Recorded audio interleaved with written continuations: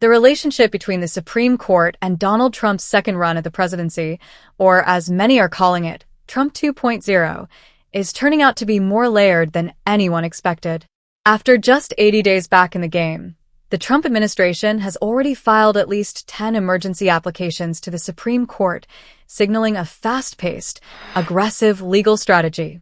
And what's even more striking, the highest court in the land appears to be meeting some of those requests with open arms, or at least with a sympathetic ear. From April 4th to April 10th, we saw a string of high-stakes rulings that collectively hint that the court, particularly its conservative majority, may not be standing in Trump's way nearly as much as some might have anticipated. Let's break that down. First, the court voted 5-4 to allow the administration to freeze millions of dollars in teacher training grants. That's no small thing, especially when education funding is always a hot-button issue. Next, it gave the green light to deport alleged Venezuelan gang members under the Alien Enemies Act, an obscure law dating back to the 18th century. That kind of authority? It speaks volumes about the court's willingness to lean into executive power when it comes to immigration. Then, in another major decision, the justices blocked the reinstatement of 16,000 fired federal workers. Each of these rulings may seem like separate legal matters, but collectively, they signal a broader theme. The court isn't slamming the door on Trump's early policy moves. If anything, they're propping it open. That said, the relationship isn't without its bumps.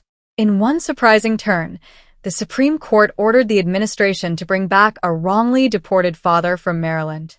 But even in that decision, the court wasn't simply calling out the administration.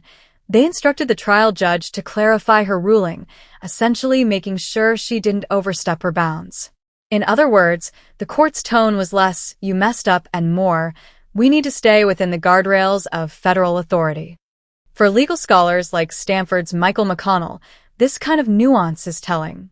As he put it, district courts can't just let emotion guide their rulings, no matter how controversial the administration's actions may be. So, is the Supreme Court a friend or foe to Trump 2.0? The answer isn't black and white. It's more like a cautious ally, one that's conservative-leaning, deeply aware of executive power, and occasionally willing to pump the brakes, but not hit the brakes entirely. The conservative majority, currently 6-3, certainly helps Trump's cause.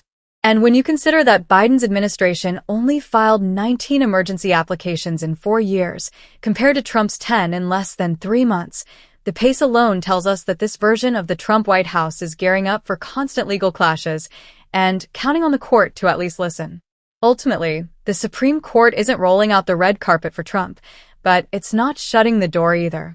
It's a high-stakes dance, one that will likely shape the next few years of American politics, and one that will continue to test the limits of law, power, and presidential ambition.